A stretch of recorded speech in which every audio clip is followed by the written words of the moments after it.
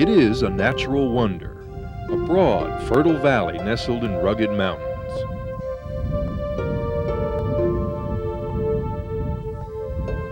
Cades Cove is the heart of the Great Smoky Mountains National Park.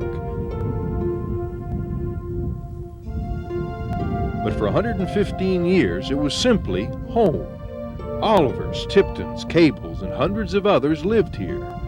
Life was tough, but theirs was not the hard scrabble existence of their mountain neighbors.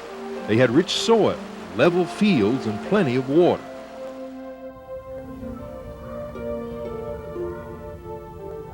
Today, time stands still in Cades Cove. Drive in here and you go back 100 years or more. It is, in a sense, a museum of a frontier community.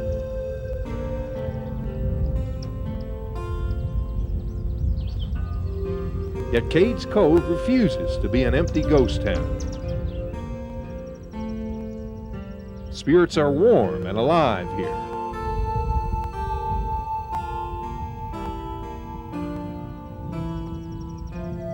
We want to look past the exhibits to when there were people here.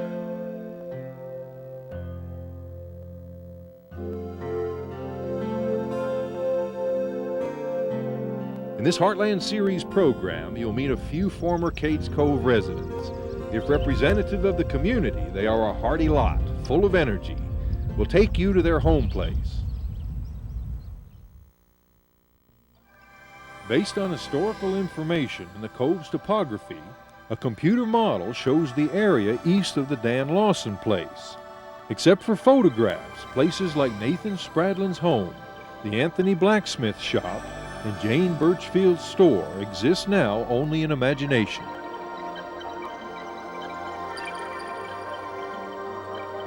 We must work to remember the people in the homes. Sadly, for all of our efforts, we can never know how special and real it was to those who once called it their home place, Cades Cove. How Cades Cove got its name is unclear. Indians who lived along lowland rivers ventured far into the mountains to hunt. They camped here. Two possibilities for the name are that Cade was an Indian chief who claimed the hunting grounds, or an Indian woman the whites called Kate. It has always been Cades Cove.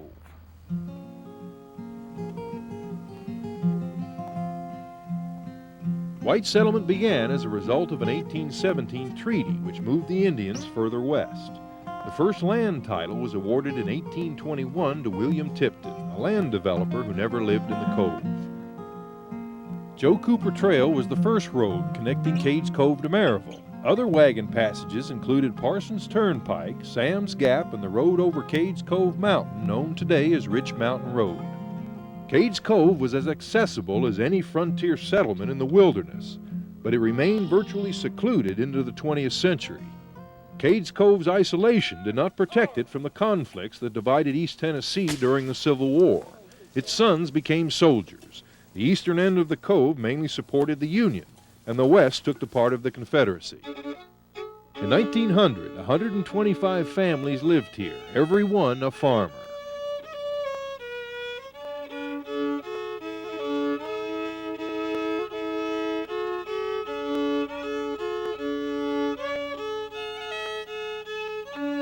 This 1930s photograph shows how much land was used. More than a third is reforested today. The gift of simple expression, possessed by one of the oldest living Cades Cove natives, Frances Whitehead Brown, echoes the spirit of life in the cove. She jumped into her Sunday best to have her picture made.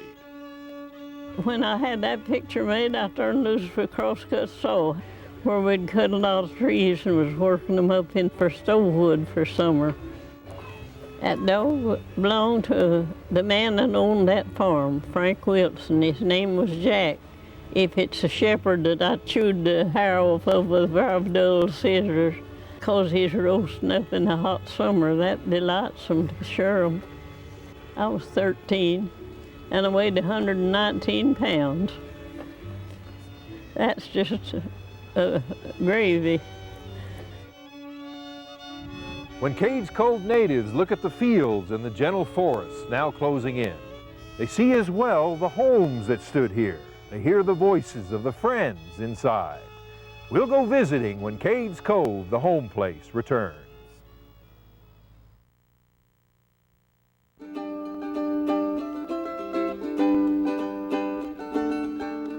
Unless you're from here, it's hard to imagine the community that was Cades Cove. And there were communities within the community. You weren't just from Cades Cove, you were from Myerstown, Spruce Flats, Chestnut Flats, Upper Cove, Lower Cove. Cades Cove families lived outside the Loop Road, most in frame houses after 1900, not log cabins as it appears today. The Cove Center was for pasture land. Besides, it flooded. Like any community, Cades Cove had its stores, several around the turn of the century. Albert Hill's store that stood here, near the road to the Primitive Baptist Church, included a gas station. There were churches here and abundant flocks to fill them, and folks were known to spend time at earthly pursuits as well.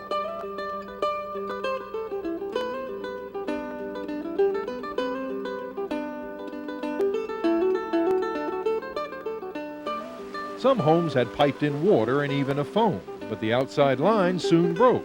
Residents who had a phone could only call each other. Few used money, but few ever went hungry. Land was wealth. In this sense, the Cove community was rich.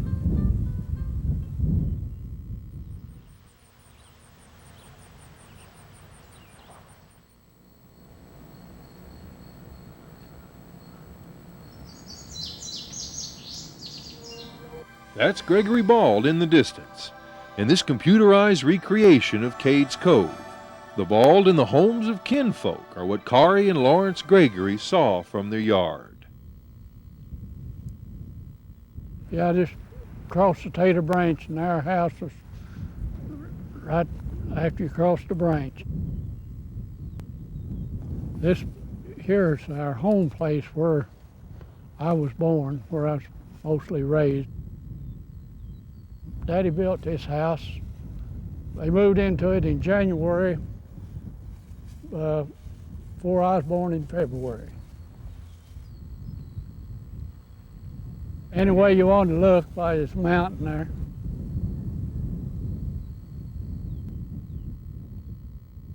Get up early and feed the cattle, feed the stock, and we'd start out. We walked to school, up to Consolidated School.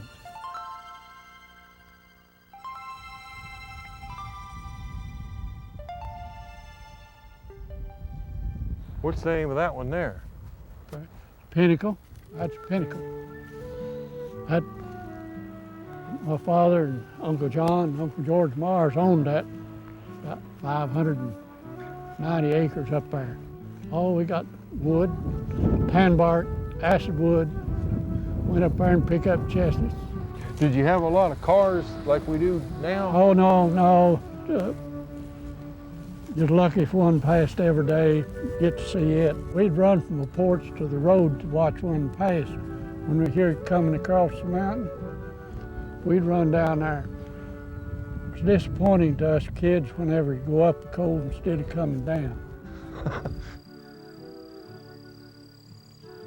You'd hear cowbells, cattle bawling, dogs barking.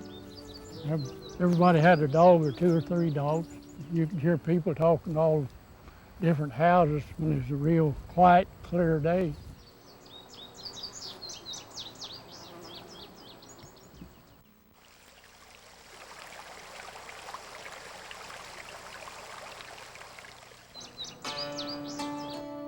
This is the lane leading up to the Gregory family home. Cassie Myers' barn stood here.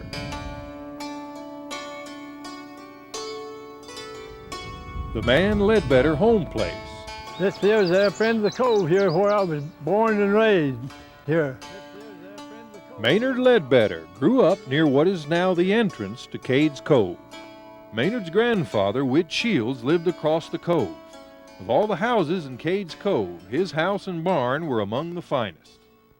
He was all the time wanting to patent something. He made a manure spreader one time. He bought a new one. And he tried it out, and he told some of them, he said, I can make a better thing than that. So he took an old mowing machine,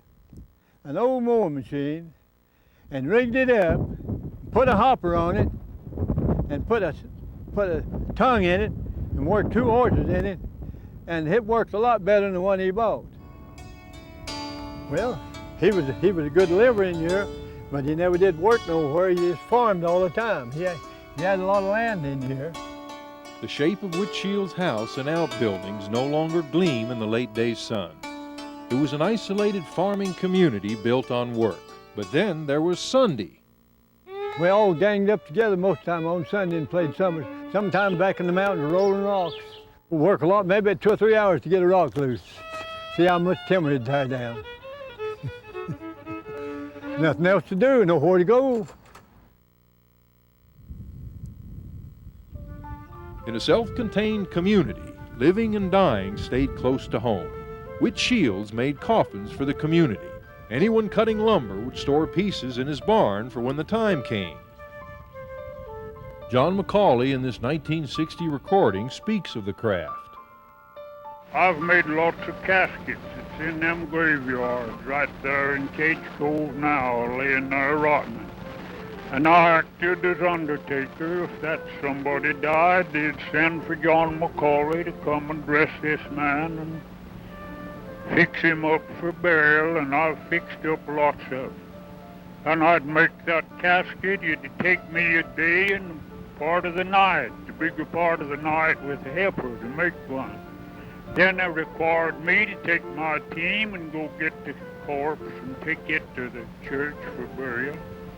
And I never had a penny for that in all the days of my life. When the time came, John Macaulay's team likely made its way down this lane to Whitshield's house.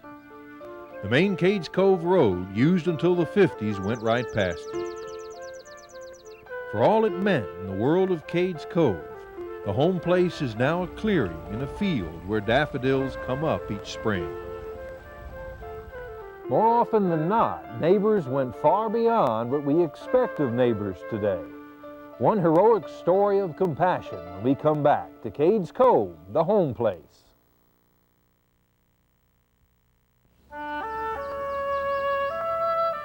We were secure in the cove. You didn't have to fear some calamity going to swipe you off just now. You could walk a trail across a man's property and he didn't care. You didn't tear up his stuff, so he didn't mind you walking there. Whitshield's outbuilding. Labe Meyer's place.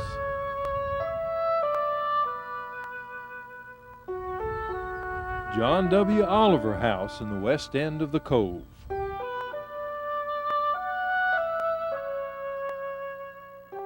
When I was growing up, Mom made us call everybody grandma, aunt, and uncle. She did that. And they were no relation. Out of respect for older people, we had to do that. And I didn't know who my real people were till I was grown. Inez Macaulay Adams was born just down the road from the home of her great-grandfather, Dan Lawson. The well was in the backyard, and the water was so cold that it would cause my mother's hands to ache when she done our laundry. Inez later moved to the Dan Lawson place. It had a frame house attached then. The rustic cabin stands empty, restored for the Cades Cove exhibit. He owned from the top of this mountain up here to the crest of the mountain on the north, all the way across the valley, plus some acreage in the lower end of Cades Cove. Like all homes, there are many levels to its story. They had post offices at different places, but this was the Dan Lawson. Right there? Yes, right here. In a total of 30 years, 3 different times. The phone, there was a phone? A phone somewhere in this house. And the phones came in 1889 or 90. What was this here? This part, I think, was used as a kitchen mostly over here. All this was. But in my mother's day, her darkroom was in this portion over here, in this end. She was a photographer? Yes, she made pictures, she developed her film, and she made prints. Many images of Cades Cove life came from the crude darkroom of Dulcie Abbott Macaulay and her brothers.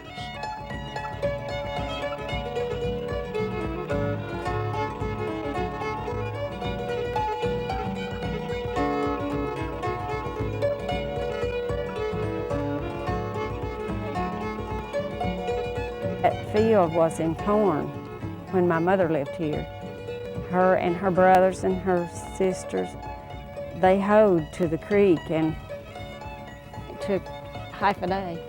The pond they had stocked with fish, and they had a sort of a pier built out in it, and they could fish off of it. There was mischief to be had in this pastoral setting, like going fishing at a baptism.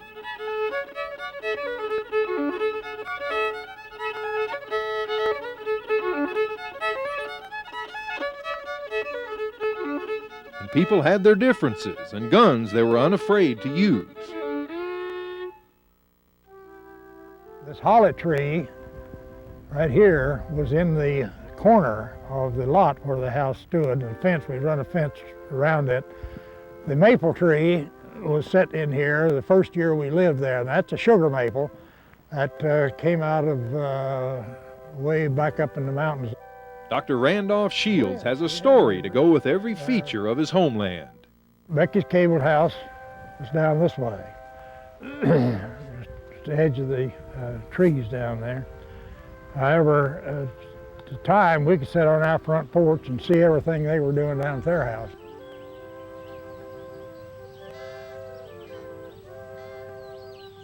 Most of all, I enjoyed visiting the room where she had her loom set up, where I could see her weave from time to time. Becky Cable's house survives. It was relocated to the cable mill exhibit. This is a computer-generated image of the homes in Shields' vicinity. Close neighbors meant a lot. Sometimes they meant survival. Such was the case of his baby sister born premature. My mother was very ill. The fact is, she died 2 weeks later. Was not able at all to feed the child. The older I get, I began to wonder, how come there in Cades Cove a baby could be born, 7 months, weighing 2.5 pounds, and yet survive to raise a large family of her own.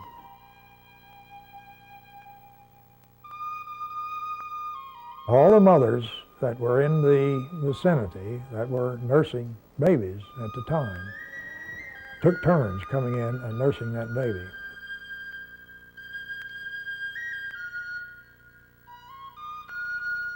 The grandmother who raised him instilled a simple appreciation. Let the mountains nurture the spirit. When she was resting a bit, come out on the front porch and sit in a cane chair and gaze off up into the mountains. And many times she would break into old-fashioned hymns or something like that. She could sing very well. When she was in contemplation, of course, just gazing at the mountains, Grandma, what are you doing? Well, I'm just soaking in the mountains. That can't be explained. I can't explain it to you. They can overwhelm you if you let them, but they're there. The serenity of the mountains and their massive impression which they give. It's a spiritual place, it is. The new Rich Mountain Road in the early 20s boded a different course for Cove residents, one that nearly destroyed the valley itself. What that was when Cades Cove, the home place, returns.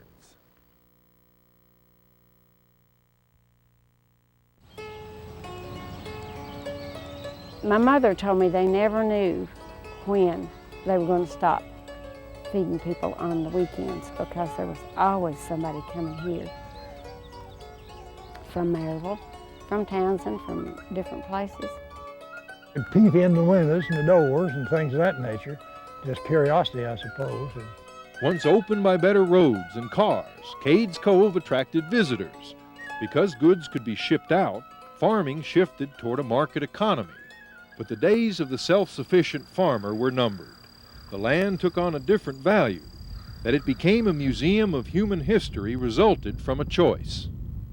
Had other decisions been made in 1917, Cades Cove would now be a lake.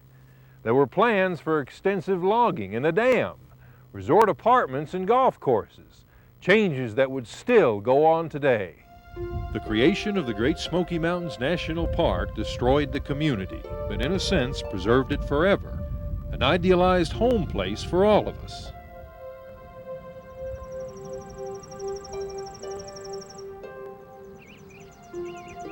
Kermit Corrin and his wife Lois remain in Cades Cove. In an agreement with the park, the family cattle operation keeps the forest from reclaiming the fields.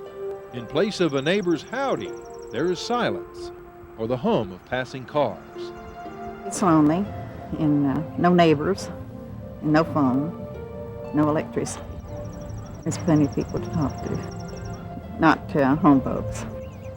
You get to talk to a lot of people, though. Oh, yeah. But that ain't your close friends. There's a difference in talking to a stranger and talking to your next door neighbor. Cades Cove neighbors and kin gather at Old Timers Day twice a year. Each homecoming becomes more precious, for no amount of historical preservation can reproduce the living human history. And in 20 years, most of the former residents will be gone.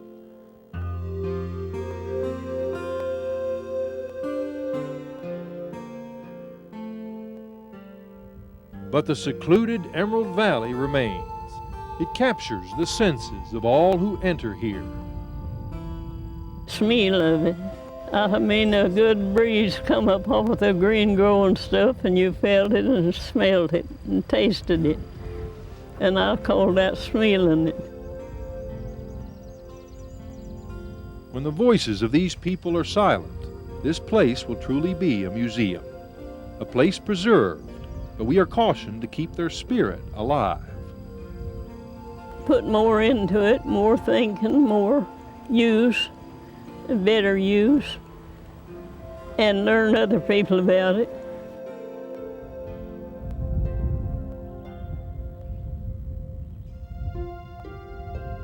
Let there be more remaining than the cradle of the mountains and the rebirth each spring of the home place in Cades Cove. Our roots are here.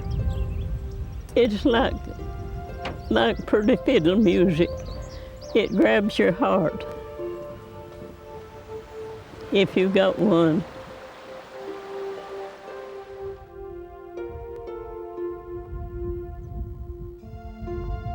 But you have, I might say, connections.